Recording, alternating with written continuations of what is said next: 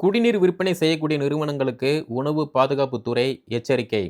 தரமில்லாத கேன்ல நீங்க தண்ணீர சேல்ஸ் பண்ணினீங்க அப்டின்னா, உங்களுக்கு ரூ. 5,000 வரைக்குமே அபராதம் விதிக்கப்படும். அதே மாதிரி நீங்க விற்பனை செய்யக்கூடிய அந்த வாட்டர் கேன்ல உங்களுடைய நிறுவனத்தின் பெயர் வந்து இருக்கணும். அதே மாரி காலாவதி டேட், எக்ஸ்பைரி டேட் வந்து மென்ஷன் பண்ணியிருக்கணும். இந்த 2மே வந்து மஸ்ட் இம்பார்ட்டன்ஸ்.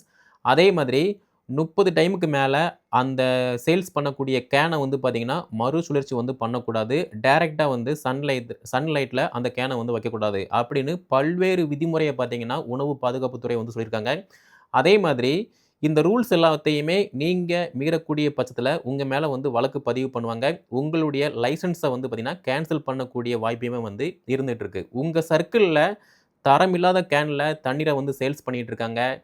நிறுவனத்தின் பெயர் இல்ல, எக்ஸ்பைரி டேட் இல்ல அப்படிங்கிற மாரி நெறைய ஒரு கம்ப்ளைண்ட் இருக்கு அப்புட்ன்னா, அத உங்க சர்க்கிள்ல உள்ள உணவு பாதுகாப்பு துறைக்கு நீங்க கம்ப்ளைண்ட்டா நீங்க ரைஸ் பண்றீங்க அப்புட்ன்னா, நிறுவனத்தின் மேல அந்த நபர் மேல வந்து வழக்கு பதிவு பண்ணுவாங்க.